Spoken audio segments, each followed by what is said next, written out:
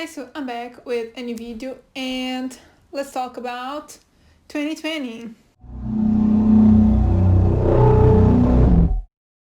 So it's the time of the year again to recap the year, in my case, in this case, to give you my top 10 favorite movies of the year. This year was hard in so many levels.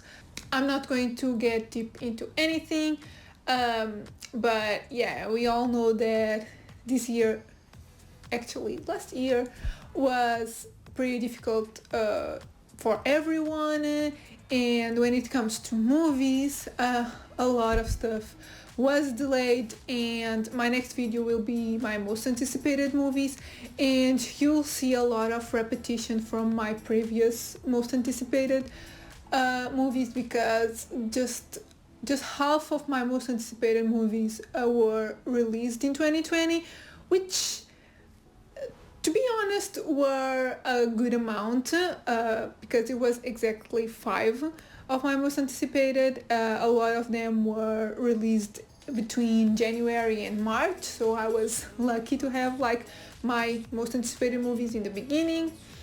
But that left me with not a lot of options for my best of the year, and that's why this is not just movies. I'm going to give you also 2 TV shows I believe that I really liked this year, because the truth is, just there weren't a lot of movies that I loved. There were a lot of movies that I liked, like they were between the 3.5 rating, but to be in my top 10 I need to give the movies 4 stars at least, so it was hard. And I don't know if I kind of cheated. Not only I included 2 TV shows, miniseries, but I also included a movie that on Letterboxd it is technically from 2019, but truth is, to this point not a lot of people have seen it. I don't think it is officially out, so I watched it in 2020, so I'm just going to put it in this list. So I've rambled enough. Yeah, let's get into my top 10. In my number 10, it's the first TV show that I'm going to talk about, and it's the Queens Gambit. Everyone talked about this show, everyone watched it.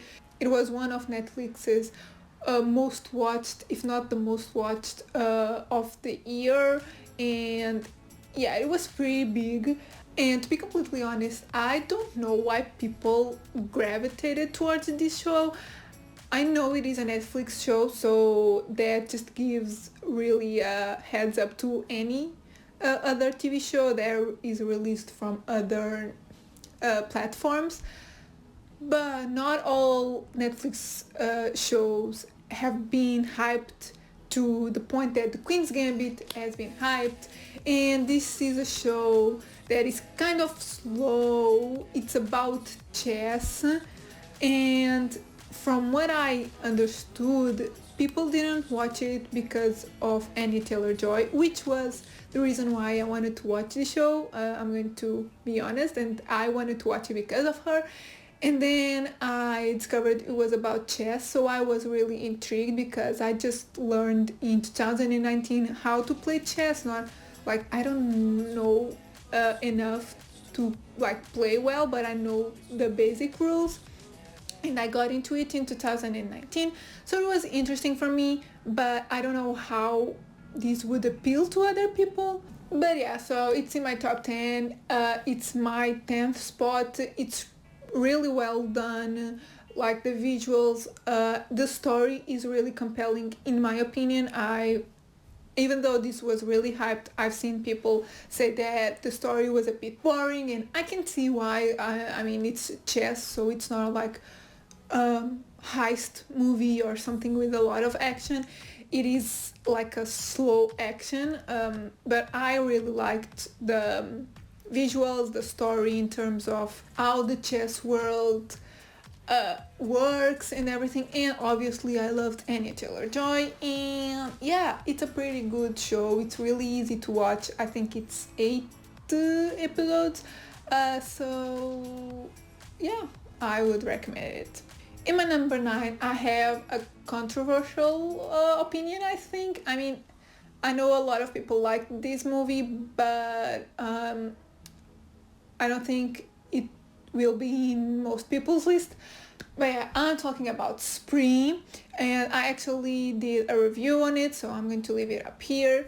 And I really enjoyed this movie, mainly because this was one of the first movies that I really liked to watch at home. It was the first movie that I watched during quarantine that I really enjoyed, that I gave 4 stars, because it's hard to give like really high ratings when you watch a movie at home. I don't know, I just feel like watching it at the cinema, it's a lot more immersive and just better in general. But I really enjoyed this movie. I think this was made to watch at home. And yeah, if you want to know more about it, check out my review. But this is one of those movies that has it's all played out in technology, so through Instagram and GoPro cams, and yeah, it's pretty gory, pretty fun at the same time, and yeah, I really enjoyed it. It was a big surprise for me, but I can see why this isn't for everyone. Again, another controversial opinion. I think my number 8 is Cadaver. Cadaver is a Norwegian horror movie that it's also from Netflix. And I really like this movie. I know a lot of people didn't, but it was just exactly what I wanted it to be. It's really beautiful visually. I really liked visuals, and the story, it's one of those games type of horror movie. The movie is about like a group of people that is invited to this immersive play, and horror stuff happens in that play. And yeah, it's not like really out of the box or anything, but it was exactly what I wanted it to be, what I wanted to watch it when I watched it. So yeah, it was what I wanted, and it's fun, it's beautiful, it's well made. So I don't know why people didn't love it. I guess it's because it's a bit basic, but I do think the immersive play, it's a different take on the genre, and I haven't seen anything in those lines. So yeah, I really enjoyed it, and that's why it's in my 8th place. 7th, it's one that it really surprised me. It came out like in the end of the year, like December, I think. And a lot of people like this one. And I'm talking about Black Bear. Black Bear, it's really difficult to explain. It's a movie with Aubrey Plaza. She's great. The movie is also great in basically all aspects. It's great visually. It has a great story. It's one of those mindfuck movies. So yeah, I really enjoyed it, and I don't know how to explain it to you in case you haven't seen it, but I guess I can say it's about a director slash script writer that goes into this Airbnb hosted by a couple. She goes there to get inspiration for her next movie, and it just a bit off, the chemistry, the interaction between this couple that is hosting her. It's a bit there's something there, and things escalate from there. So it's not what you think it is. I'm pretty sure no one knows what this is about if you haven't seen it, and even if you did, it's a bit difficult to understand right away. So if you like things that are a bit difficult to comprehend right away, I would highly recommend it. But it's also a pretty good movie with good acting and good cinematography, so I would definitely give this one a go because I really enjoyed it. My number 6 is the second TV show slash miniseries that I have here, and I'm talking about We Are Who We Are. I really enjoyed this show, and I wasn't expecting it to like it as much as I did. I watched it mainly because it has Jack Dylan Grazer, you know that I love all the hit kids, so I've said countless times that I'll watch anything with them, so this is another one of those cases.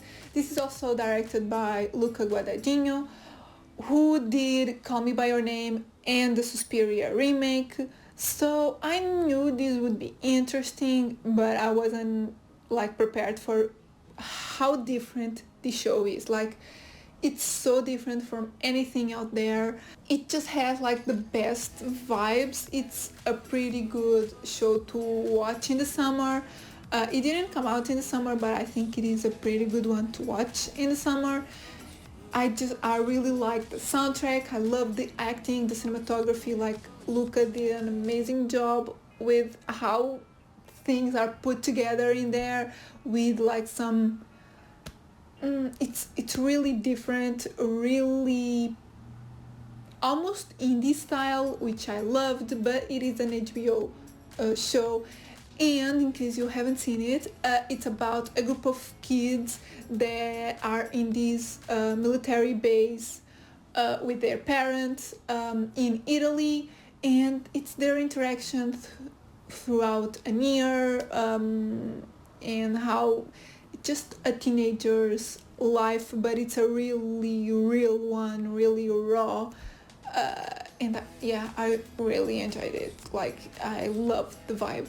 My number 5, it's Tenet, the new Christopher Nolan movie. I also have a review in my channel. I was mind blown by this movie. It was one of the first movies that I watched at the cinema after quarantine, so it was a pretty big deal, and this is a movie to watch at the cinema for sure. I'm so glad Christopher Nolan just didn't go with the like new trend to release movies on VOD, because this movie, it's a movie to watch at the cinema, at least the first time. I really want to watch it a second time, but I've been taking time to catch up with other movies because there's a lot of movies on my watch list. But yeah, I love this movie. It's one of those almost mindfuck movies. It's a bit easier to comprehend in one aspect, but I don't think people will get it ever, like will fully understand it, because it's quite complicated. But I really enjoyed it. The action scenes are amazing, the acting is so good, and the soundtrack. I've mentioned all of these in my full-on review, so if you want a deeper understanding of the movie, check my review. But the score, I loved the score. The movie just gave the best feeling, like the right feelings for this movie. And yeah, I really recommend it to everyone. I think everyone will enjoy this movie. My number 4 is a movie that unfortunately not a lot of people have seen it. It was supposed to come out, I think, in 2020, but it only came out, I think, in the UK. I was able to watch it at the Horror Film Festival here in Portugal, and I'm talking about Saint Maud. Yes, it's that good. So when it comes out in the US, in all the other countries, go check it out because it is pretty good. It has like those A24 feels. It is a A24 movie, and it's a slow burn, but the ending, yeah, I really want to rewatch the movie again just because of the ending, because the atmosphere throughout the whole movie, it's pretty good, but the ending, like, I was shocked. Everyone in the theater was shocked. So yeah, I can't wait to see what everyone thinks of this movie, because in my opinion, it's pretty good, and it will most likely be on everyone's list next year, or actually this year, but it is my 2020 because I was fortunate enough to watch it last year. My third movie is Birds of Prey. Again, I also have a review on it, so I'll leave it here. And Birds of Prey was my most anticipated movie of the year, and it did not disappoint. That movie is just fun. I've watched it 3 times since I watched it at the cinema. It's just a really good movie to watch anytime. Yeah, it's just fun, and it is like also really visually appealing. It's really beautiful. I love the soundtrack. I listen to it constantly. And yeah, Margot Robbie, everyone actually, I love all the girls in that movie. But Margot Robbie as Harley Quinn, she's amazing, and might be a bit of a spoiler for my next video, but I can't wait to watch her in the Suicide Squad movie that's coming out this year. So yeah. So my second movie, it's one that definitely isn't on anyone's list, I think, because I doubt a lot of people watch this movie, because I don't think it is out anywhere. Again, I watched it at a film festival, and just so you have an idea of how many people have seen this movie doesn't have a trailer yet, so it's like a movie that it isn't on anyone's radar yet. I mean, I feel like a lot of people want to watch it, but it isn't out. And I'm talking about Mainstream. Again, I have a review on it, and I absolutely loved that movie. It was one of the last movies that I watched at the cinema last year, and wow, like that movie is quite something. This movie isn't for everyone. It's a movie that will shock a lot of people. It is really controversial. It aims like really hard at social media in all aspects.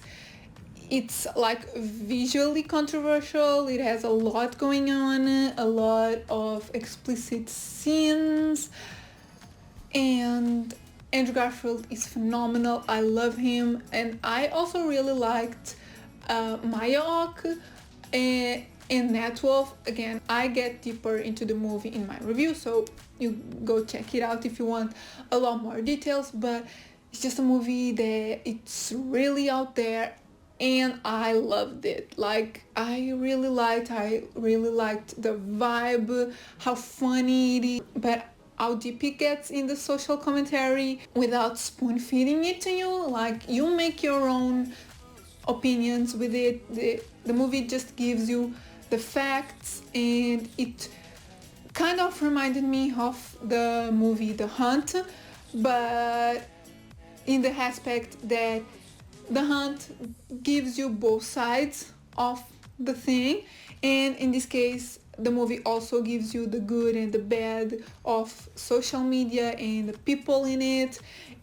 And yeah, it's pretty hardcore, but I loved it about the movie. I also really liked it visually, and the score, like the soundtrack.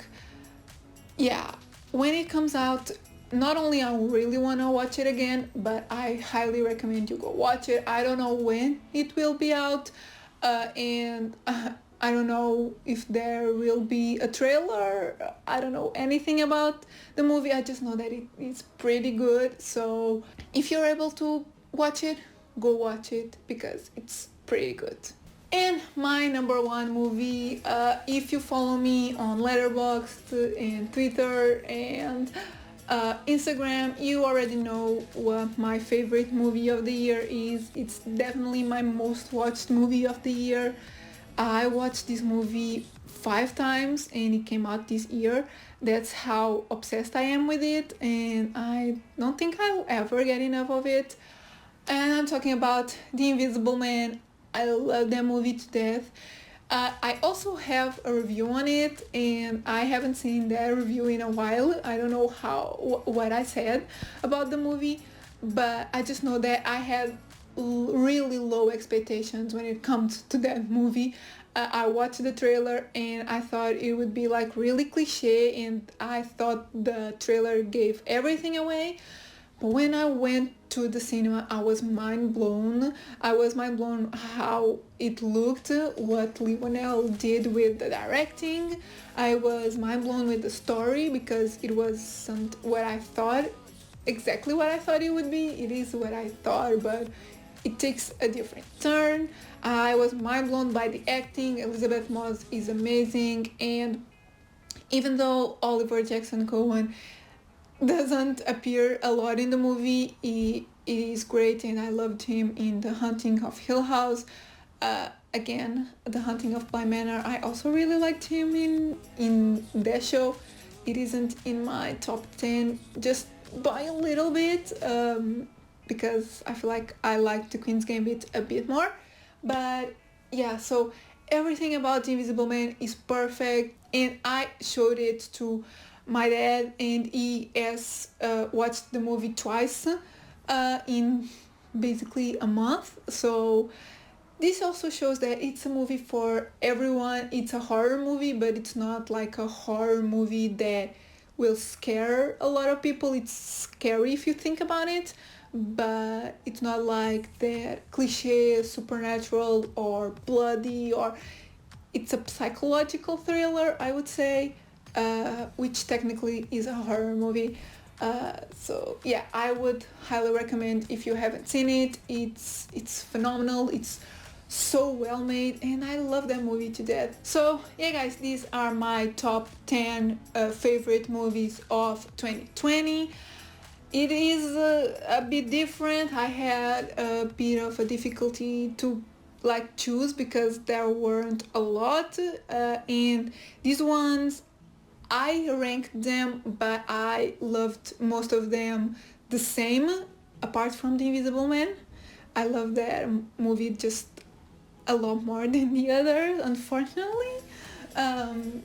But yeah, let me know in the comments your top 10 or your top 5 or just your favorite movie of the year.